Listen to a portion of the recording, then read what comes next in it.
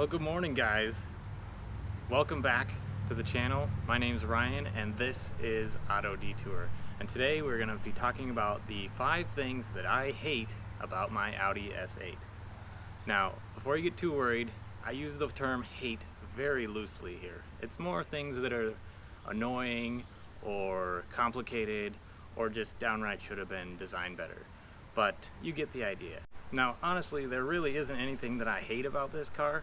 There are some things, like I said, that are complicated and should have been designed better or just outdated, but I actually really do love this car, and I will be doing a follow-up video about 5 things that I love about the Audi S8.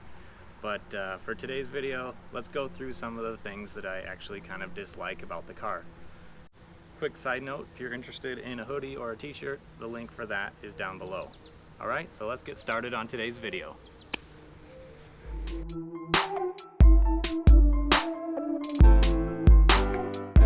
And for the first item on my list, we're going to start inside the car today. The first item is the car's user interface and MMI.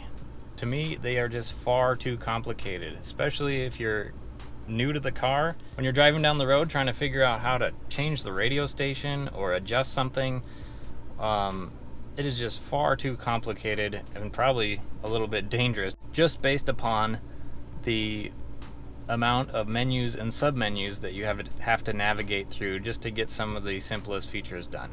So let me give you a couple of examples. If you want to do the heated seats, normally you would just push the heated seat button and then push it to determine what setting you want it on. But in this car, you have to hit the heated seat button. You can either read up here or down here what setting you'd like it on. So hit heated seat and you can use your dial here to choose which setting you want the heated seat on, and then you have to select it. And that seems simple enough, but when you're driving down the road, you have to sit here and you have to pay attention to which setting you're on and fumble your way through it. It's just slightly more complicated than it needs to be. So that's one example. Another example was when I first got the car. For the life of me, I could not figure out how to set a radio station. So here we're going to go to FM AM on the setting here. It'll give you a list of radio stations here, but say you want to put in a manual station, none of the knobs do that. So the center knob goes up and down the list that's already here, and what it does for you is we have a list of previous stations, and go down here we have a dynamic station list. And what the dynamic station list is, it goes out and finds all the radio stations that are active, and then you can cycle through those in the screen. But I was just wanting a knob to be able to manually tune to a station and be able to just select it that way. Again, really complicated, and I did find out that these unlabeled arrow buttons, you can cycle through the dynamic station list with that. So once you figure it out, it kind of makes sense. I can see where they were trying to make it easier, but again, I feel like too much thought went into it and made it a little bit too complicated. Honestly, to me, it takes too much time while you're driving to be able to figure something out for it actually be safe to do so. And while we're in the car here, that brings me to the second item on my list. The second item on my list is the dinging. I cannot handle the dinging that this car makes. It dings for everything. So let's see. So you take your seatbelt off for just a second. It dings, and it dings, and it keeps dinging. So take this for example. You pull up to, you want to jump out of the car and grab something. You have the rest of your family in the car. You're at the gas station. You want to run inside and grab something. You get out of the car is going to continue dinging like this. And then to make it even worse, when you open the door, it dings about that too.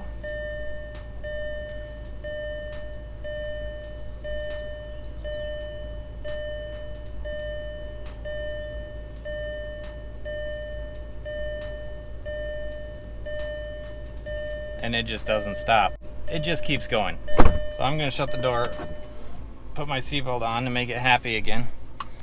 Then what happens a lot of time is, I'll have my wife Krista riding with me, and we'll be pulling up somewhere, and the second she takes her seatbelt off, a lot of times people will take their seatbelt off when you're rolling up to a parking space or something.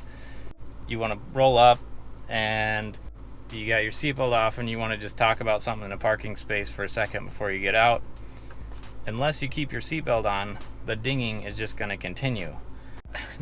Not that the dinging's bad, but there's too much of it, and it just doesn't stop.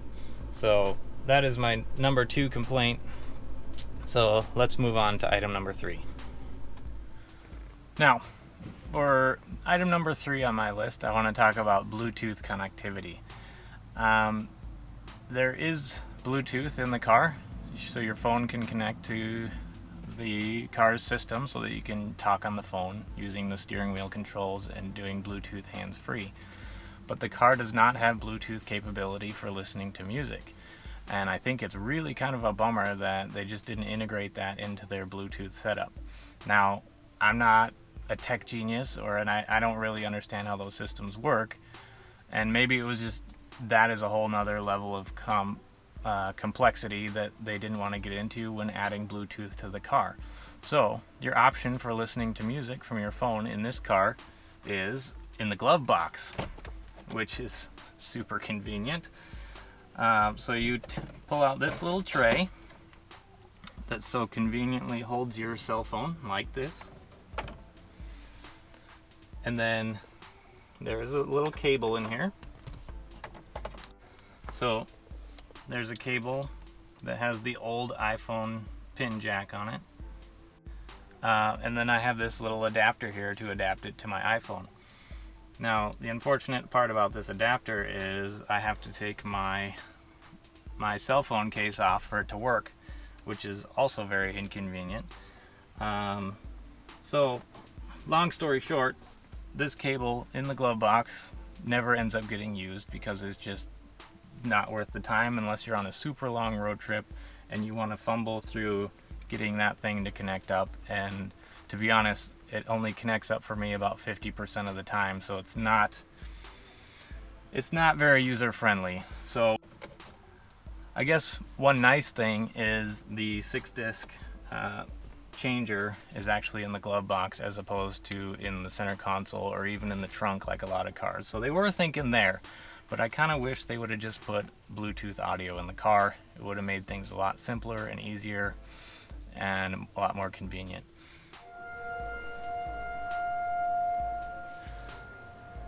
Perfect time to be testing tornado sirens, of course.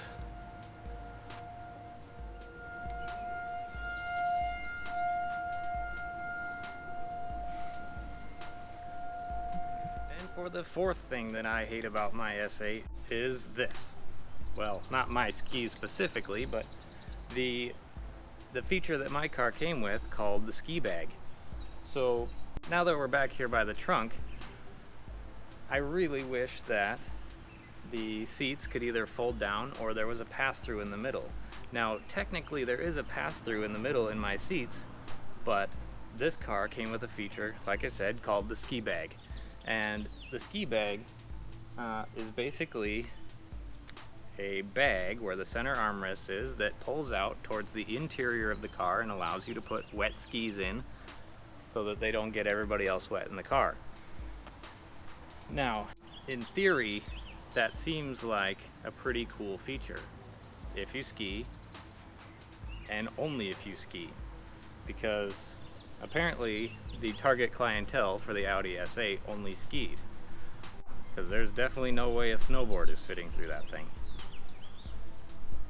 Anyway, let me show you what I mean. So here we are in the back of the car. We're going to go ahead and pull down the center armrest, and behind the center armrest there's this little trap door type deal. And to be honest, I'm really quite nervous about this one, because from what I've read, the ski bag is sort of like Pandora's box. Once it's opened, you can't unopen it. I've heard it's very difficult to get the ski bag put back in. So I may or may not be taking one for the team for you guys right now. So we'll open the secret trap door here, and behind that is this handle you pull out, and inside is your ski bag. So now let's go test to see if my skis fit in the ski bag. Alright, I'm gonna crawl in the trunk here, and as you can see there's another trap door in here. If I can figure out how to open it. Oh, there we go, it's a button. Alright, so then you open it, and there you have access to your ski bag.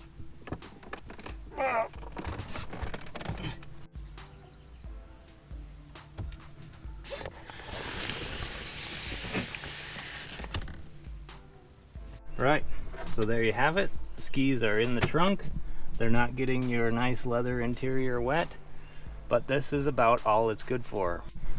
Well, I guess I shouldn't make the assumption that everyone that buys this car is going to be like me and will make the occasional trip to Home Depot to buy a 12-foot 2x4, but in the occasion that somebody wants to pick up something or put a hockey stick in the trunk, they may want to have a pass-through, and it's just not practical to open up that ski bag every time.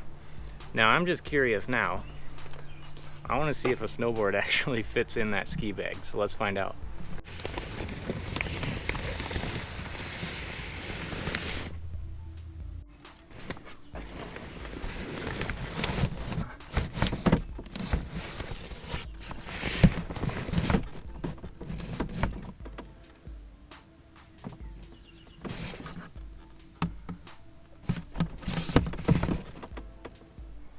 Nope. There is absolutely no way you're going to fit a snowboard in that ski bag. So it truly is a ski bag. So if you own an S8 and you ski, you are in luck. As long as it's only you and one other person, because I think you could only fit 2 pairs of skis in there. But if you want to go with your snowboarding buddies, you better either take their car or get a rack for the top of the car or something. I don't know. Let's see if we can actually get that ski bag back in. I'm a little nervous about it. Let's see if we can get it tucked back in place.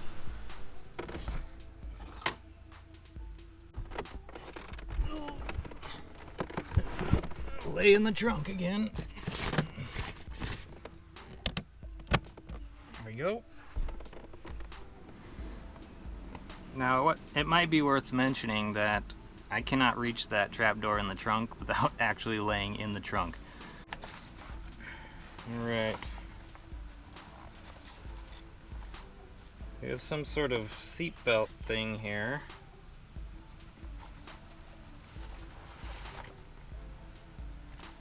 I guess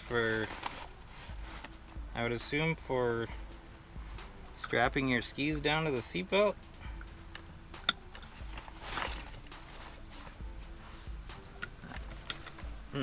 That's pretty interesting.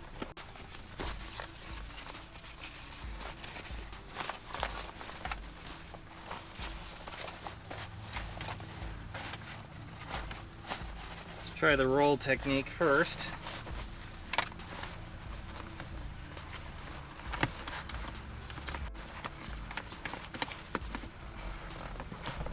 Seatbelt complicates things. Okay. That seems pretty close. Let's try that.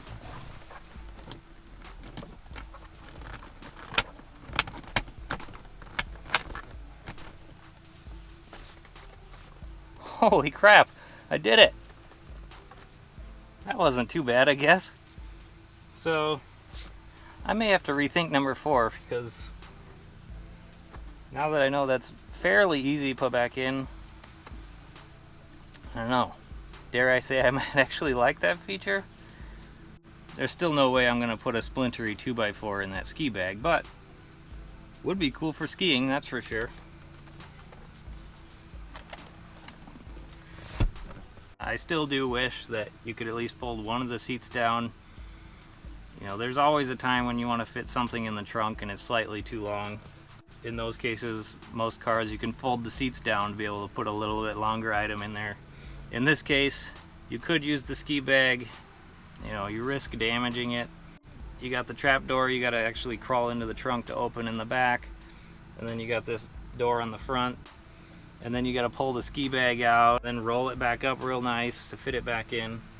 I just wish there was a little bit more of a pass-through, a larger pass-through, so you could fit larger items if you wanted to. But in all fairness, you know, Audi wasn't marketing the S8, $115,000 luxury car, to somebody that was looking to haul big things in the trunk. Let's move on to number 5. Whew. That sweatshirt was getting hot. Not a shameless t-shirt plug, but seriously, link down below.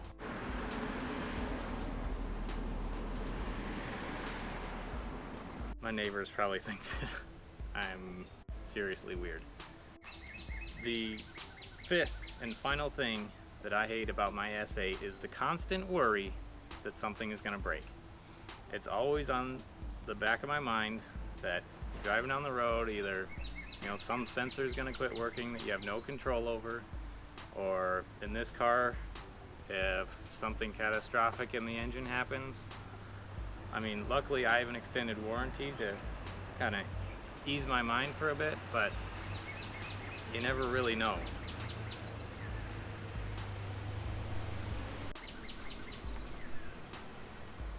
Nothing to see here. You never really know what's going to happen. And like we saw with my video taking the car to the dealer, some of the smallest things can add up to quite a bit of money. And I talked about that in my previous video about things to look out for on the S8. Yeah, you own the car, it's just something that's going to be in your mind. Parts on this car are just expensive. That's just the way it is. Those are the 5 things that I hate / dislike / am annoyed with my S8. I hope you enjoyed my change of scenery. If you got tired of me doing videos in the driveway, well, did them in the yard for you, but it's the quickest place that I can get out and shoot some video for you guys. But I really appreciate you guys tuning in today. If you are stopping by for the first time and you haven't already, please subscribe. Helps the channel. I appreciate the support. I hope you guys have a fantastic weekend. Thank you so much for watching. Have a great day.